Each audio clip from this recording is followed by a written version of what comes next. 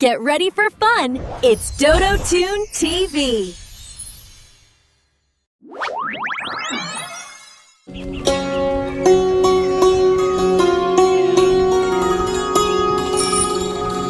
बिलसी नामक एक छोटे से गांव में नारायण अपनी पत्नी सरोज और उसके 2 बच्चों करण और रोशनी के साथ रहता था। दोनों पति पत्नी खूब मेहनत मशक्कत करके अपना और अपने बच्चों का पेट भरते थे।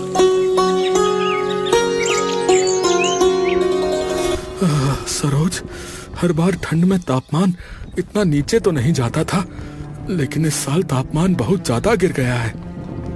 हाँ, आप सही कह रहे हैं। इस बार तो गांव के लोग बहुत ज्यादा परेशान हैं। दिन हो या रात हो, लोग ठंड से ठिठुर रहे हैं। इस साल तो बहुत ज्यादा ठंड पड़ रही है। काम करना बहुत मुश्किल हो गया है। घर से निकलते ही ठिठुरन शुरू हो जाती है। नारायण अपनी मालकिन मधु के घर खाना बनाने चला जाता है। सरोज अपने बच्चों को सरकारी स्कूल छोड़कर फूल बेचने चली जाती है। नारायण, तुम जल्दी से सारे काम निपटा लो। तुम्हें पता है ना, आज हमारे घर पर पार्टी है। मालकिन, मैंने तो सारे पकवान बनाकर रख दिए हैं। अगर तुमने सारे पकवान बना लिए हैं तो आज तुम घर सजाने में भी मेरी मदद कर दो। ठीक है मालकिन, मैं आपकी मदद कर देता हूँ। ठीक है, लेकिन तुम्हें आज पार्टी में आना है। अपनी पत्नी और बच्चों को लेकर आ जाना। मालकिन, कितने बजे आना है? आप मुझे वक्त बता दीजिए। तुम शाम को 7 बजे पार्टी में आ जाना। और हाँ, मुझे तुम्हारी थोड़ी मदद की भी जरूरत होगी, ठीक है?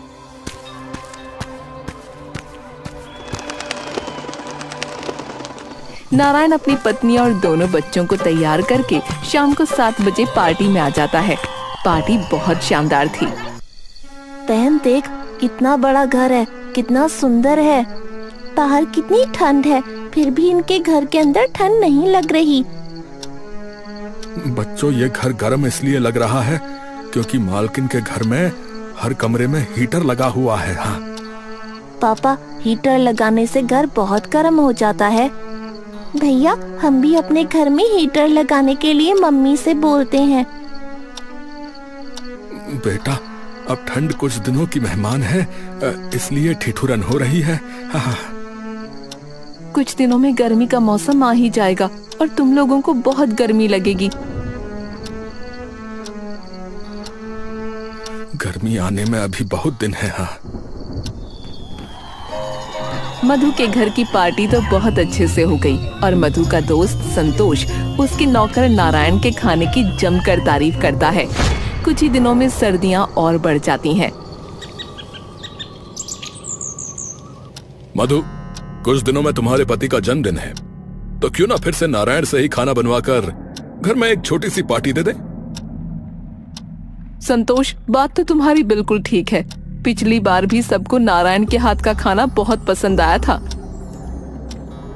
एक बार दोबारा नारायण को मिल तो लूं, उससे तो मैं अपने होटल में ही काम करवाऊंगा। ये मधु ना, और ये मधु तो न जाने किस बात का घमंड करती है। आता जाता कुछ नहीं और सारा का सारा खाना नारायण से बनवाती है। कुछ दिनों बाद मधु अपने पति के जन्मदिन पर नारायण और उसके घर वालों को बुलाती है और अपने दोस्तों को भी इनवाइट करती है। पार्टी के दौरान संतोष से एक महंगा गमला टूट जाता है। संतोष तो वहाँ से तुरंत हट जाता है, पर नारायण की बेटी रोशनी वहीं खड़ी रह जाती है। नारायण, देखो तुम्हारी बेटी ने क्या किया। मालकिन, मुझे अपनी बेटी से पूछ तो लेने दीजिए कि उसने ये गमला तोड़ा भी है या नहीं। हाँ, जैसे तुम्हारी बेटी सच्चाई की मूरत है, मैं झूठी हूँ। मालकिन, मैंने ऐसा तो नहीं कहा कि आप झूठी हैं, पर मैं बिना सच जाने भी अपनी बेटी को सजा नहीं दे सकता। तो अभी पूछकर फैसला कर देते हैं, क्या सच है और क्या झूठ। बेटा, मालकिन का ये गमला तुमसे टूटा है क्या? नहीं पापा, मैं तो बस ये देख रही थी कि आंटी के घर में ठंड के दिनों में गर्मी और गर्मियों के दिनों में ठंड कैसे होती है। बेटा, तुमने देखा कि गमला किससे टूटा? हाँ पापा, गमला तो संतोष अंकल से टूटा है। उनका हाथ गमले पर लगा और वो गिर गया। मधु, क्या तुम्हारे यहाँ मेहमानों की इसी तरह से इज्जत की जाती है? एक नौकर की लड़की होकर मुझ पर इल्जाम लगाएगी? संतोष, आई एम सॉरी, तुम गुस्सा मत हो, मैं देखती हूँ इसका क्या करना है। मधु, अगर तुम्हें मेरी इज्जत का जरा सा भी ख्याल है ना, तो ये नौकर अब इस घर में काम नहीं करना चाहिए। पर मैं इस तरह नारायण को कैसे निकाल सकती हूँ संतोष? ठीक है, तो फिर ये आखिरी दिन है जो मैं तुम्हारे घर आया हूं। इसके बाद मैं कभी तुम्हारे घर नहीं आऊंगा। मधु को संतोष की इज्जत रखने के लिए नारायण को घर से मजबूरन निकालना ही पड़ा। उधर संतोष का काम आसानी से हो गया था। सुनिए, आप भी बड़े लोगों से बहस क्यों करने गए? क्या हो जाता अगर आप बच्ची को थोड़ा सा डांट ही देते तो? सरोज, देखो ऐसा है, हम गरीब जरूर हैं, लेकिन गलत नहीं है। हाँ, लेकिन नौकरी तो हाथ से चली गई ना। फूल बेचकर मुझे कौन सा बहुत ज्यादा पैसे मिल जाते हैं। सरोज, ऊपर वाले पर भरोसा रखो। चंद पैसों के लिए अपनी बेटी को गलत साबित कर देने से मेरा ही जमीर गिरता और किसी का नहीं। ठीक है, मैं समझ गई, पर एक बार मेरे कहने से आप मालकिन से माफी मांगकर काम फिर से शुरू कर दो। देखो सरोज, मैं वादा तो नहीं करता, पर तुम्हारे कहने से एक बार जाकर मालकिन से दोबारा काम जरूर मांगूंगा। नारायण अपनी मालकिन मधु के घर जाता है। उसके बहुत कहने के बाद भी मधु उसे काम पर नहीं रखती। सर्दियां दिन प्रतिदिन बढ़ती ही चली जा रही थीं। जिस तरह से सर्दी पड़ रही है, क्या आप ऐसे मजदूर वाला काम कर सकेंगे? देखो सरोज, मेरी मालकिन ने तो मुझे दोबारा काम नहीं दिया। अब ये ईंट पत्थर उठाकर थोड़ा बहुत कमा तो रहा ही हूँ। आपसे क्या ही छुपा है, कुछ दिनों में बच्चों के स्कूल का पैसा भी भरना है। अगर नहीं भरा तो उनका नाम काट दिया जाएगा। मैं समझता हूँ सरोज, और मैं पूरी कोशिश कर रहा हूँ कि मुझे कोई अच्छी जगह काम मिल जाए। पापा, क्या हम भी अपने घर में हीटर लगवा सकते हैं? हीटर? पापा, मधु आंटी के घर और आस पड़ोस के लोगों ने भी अपने घर में हीटर लगवा लिया है। बेटा, मैं पूरी कोशिश करूंगा कि सर्दियों में मैं अपने घर में हीटर लगवा लूं। कितनी भी मेहनत कर ले, पर नारायण के पास मुश्किल से एक दिन के खाने के पैसे ही जुड़ पा रहे थे।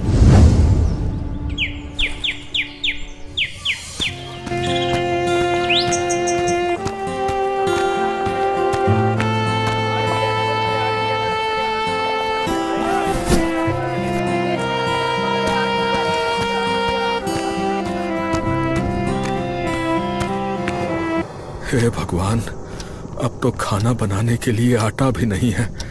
अब मैं आटा कहाँ से लाऊं? मेरे पास तो अब और पैसे भी नहीं हैं। क्या हुआ? आप इस तरह से परेशान क्यों हैं? सरोज, मुझे जो तनख्वाह मिली थी वो सब घर खर्चे में खत्म हो गई। मेरा क्या है, मैं तो पानी पीकर भी सो जाऊंगा, पर बच्चों को और तुम्हें भूखे पेट नींद कैसे आएगी? कोई बात नहीं, खाना आज मैं अपने साथ लेकर आई हूँ। सेठ जी के यहाँ पर आज दावत थी, तो उन्होंने कुछ खाना बच्चों के लिए भिजवा दिया है। उस रात तो भगवान की कृपा से सभी को खाना मिल गया था। अगले दिन सुबह नारायण फिर काम की तलाश में निकलता है। तभी उसे रास्ते में संतोष मिलता है। अरे नारायण, कैसे हो? इस तरह परेशान क्यों घूम रहे हो? छोटा मुंह बड़ी बात साहब, आपका तो घर पैसों से भरा होगा, लेकिन फिर भी आपने हम जैसे नौकरों का जरा भी ख्याल नहीं रखा। ऐसी बात नहीं है नारायण, मैंने तुम्हें ढूंढने की बहुत कोशिश की। मानता हूं मेरा तरीका गलत था, पर मैंने जानकर ये सब नहीं किया। साहब, आप लोग बड़े लोग हैं, आपको दर बदर नहीं भटकना पड़ता, पर हम जैसे गरीब लोग कहाँ जाएंगे? देखो, माफी मांगने से तो कुछ नहीं मिल पाएगा तुम्हें, पर हाँ, मेरा होटल है। अगर तुम वहां बावर्ची का काम करो और तुम्हारे हाथ का खाना सबको पसंद आए तो तनख्वाह जरूर मिल सकती है। नारायण खाना बनाने के काम पर लग जाता है और ग्राहकों को खाना सर्व भी करता है। ऐसे ही शाम हो जाती है और होटल क्लोज होने का वक्त आ जाता है, पर अभी भी लोगों की भीड़ कम नहीं होती।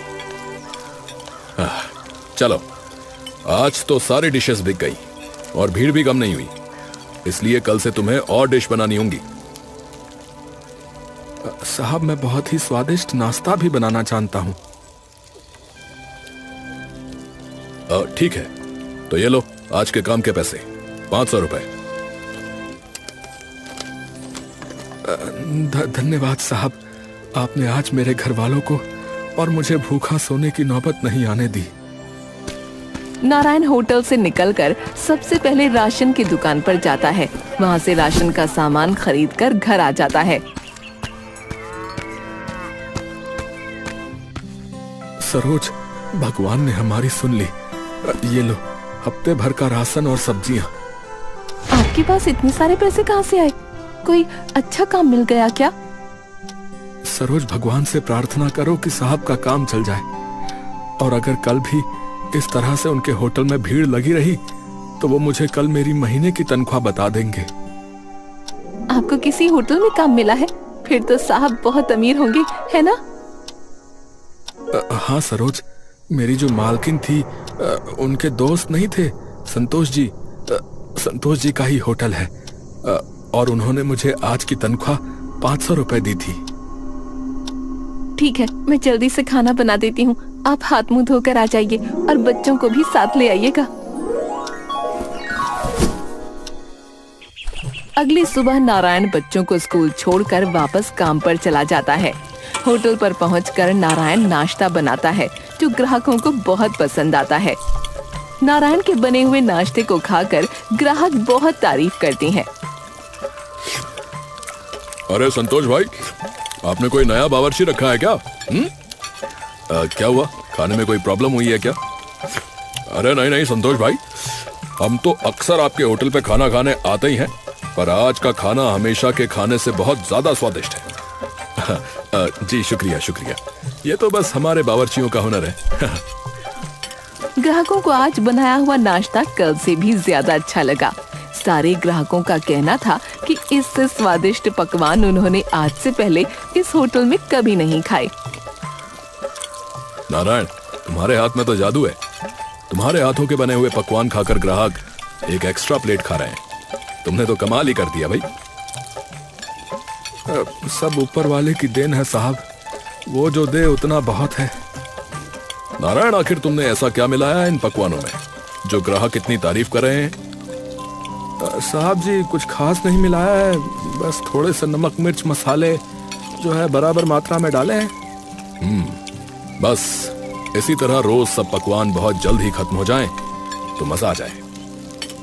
ऐसा ही होगा साहब, आप निश्चिंत रहिए। ठीक है, कल से काम पर जल्दी आ जाया करना, क्योंकि कल से हमें और ज्यादा मेहनत करनी होगी। संतोष का अब काम बढ़िया चल गया था। उसने अपने होटल में हीटर भी लगवा लिया, जिससे उसका काम बहुत अच्छा हो गया। एक दिन संतोष और उसकी पत्नी आपस में बात कर रहे थे। अच्छा किया आपने अपनी उस घमंडी दोस्त मधु को सबक सिखा के, उसे खुद तो कुछ आता ही नहीं था। मैं भी किसी से कम नहीं हूँ, मजा चखा दिया मधु को।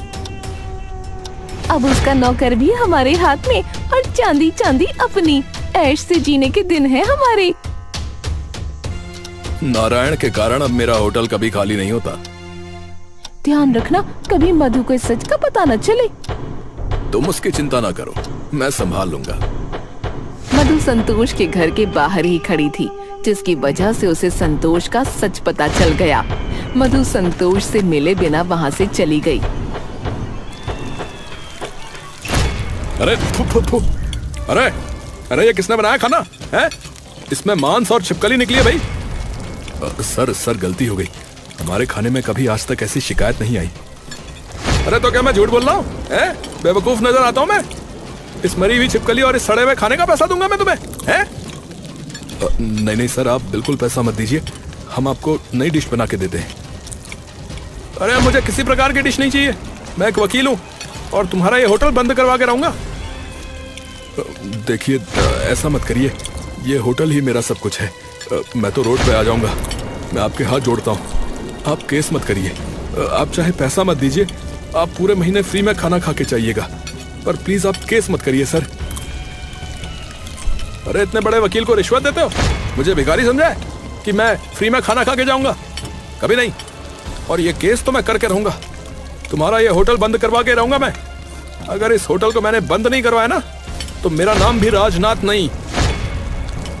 राजनाथ आखिरकार संतोष का होटल बंद करवा ही देता है, जिससे संतोष दिन प्रतिदिन परेशान हो जाता है और पैसों की कमी की वजह से वो सड़क पर आ जाता है। संतोष के साथ साथ नारायण की स्थिति भी खराब हो गई थी।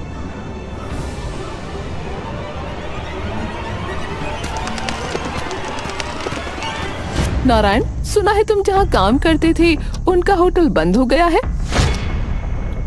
मालकिन आप घर कैसे आई? आइए बैठिए ना।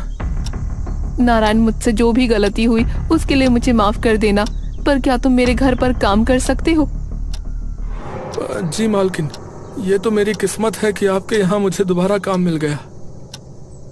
ठीक है, मैं तुम्हें 10,000 रुपए दूंगी और अपनी पत्नी को भी साथ लाना। मैं उसे भी 10,000 रुपए दूंगी काम करने के। आपका बहुत बहुत धन्यवाद मालकिन। अगले दिन नारायण और उसकी पत्नी दोनों मधु के घर काम करने लगते हैं। वक्त बीतता है, संतोष अपने हालात से परेशान होकर आखिरकार मधु के घर पहुंचता है। मधु, मैं कई दिनों से बहुत परेशान था, पर तुमसे कहने की हिम्मत नहीं थी। क्या हो गया संतोष? तुम तो बहुत ज्यादा परेशान लग रहे हो।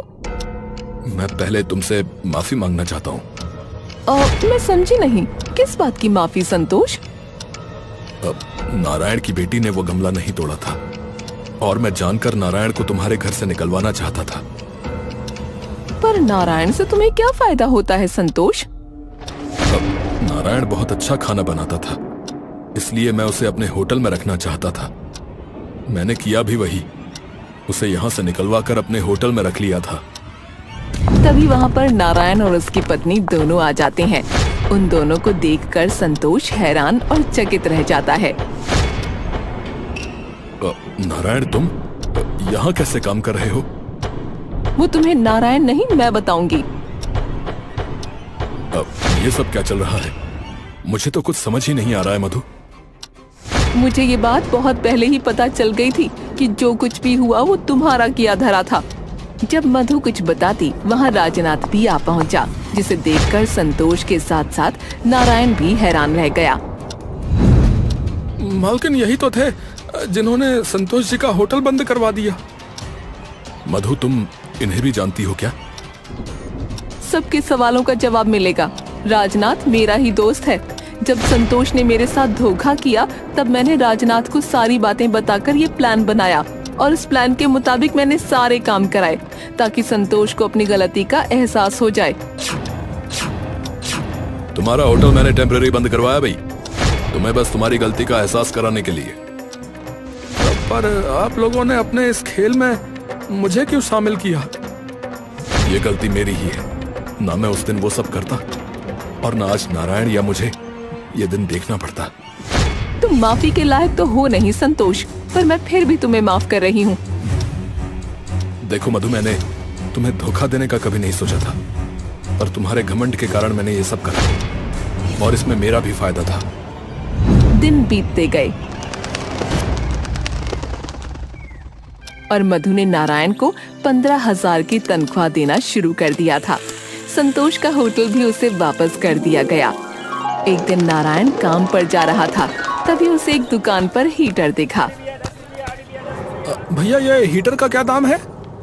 ये मात्र 10,000 की है भैया। 10,000? ये तो बहुत ज्यादा महंगा है भैया। अरे भैया, अगर नया हीटर खरीदने जाओगे तो 30,000 से कम का नहीं आएगा। अच्छा ठीक है, पर मैं इसके 5,000 दूंगा। ये सही से चलता तो है ना? हाँ, बिल्कुल सही से चलता है। अगर 6 महीने से पहले ये हीटर बंद हो जाता ना, तो इसकी सारी रिपेयरिंग की सर्विस बिल्कुल फ्री होगी भैया। ठीक है, मैं 5,000 दूंगा। अगर तुम्हें देना है तो दे दो भैया। अच्छा चलो ठीक है, ले जाओ भैया, बोनी का टाइम है, चलो ले जाओ। नारायण दुकानदार को अपने घर लेकर जाता है। वो आदमी घर पहुंचकर हीटर लगा देता है। हीटर चालू करते ही गरम गरम हवा घर में फैलने लगती है। बच्चे भी इस गर्म हवा का मजा उठाते हैं। वाह रोशनी, कितना मजा आ रहा है। हीटर की गरम गरम हवा से ऐसा लग रहा है जैसे भट्टी जलाई हो। हाँ भैया, इतनी ठंडी में ये गर्म हवा सूरज की चादर जैसी लग रही है। घर में हीटर के लगते ही बच्चे बहुत खुश हो जाते हैं। सरोज जैसे ही घर पर आती है वो भी हीटर की हवा खाकर खुश हो जाती है। आपने आखिर बच्चों की इच्छा पूरी ही कर दी। अरे कैसे ना करता भला, बच्चे तो आखिर मेरी जान है। परिवार से बढ़कर मेरे लिए कुछ भी नहीं। हीटर लग जाने की वजह से बच्चे बहुत खुश हैं और मैं भी। आपकी कमाई भी अच्छी होने लगी है। हाँ, बस तुम्हारा साथ और भगवान का हाथ सर पर रहेगा तो ऐसे ही आगे बढ़ता रहूंगा। मधु अपनी जिंदगी में खुश थी और संतोष अपनी गलती का पश्चाताप करने के लिए नारायण के बच्चों की स्कूल की फीस भरता है।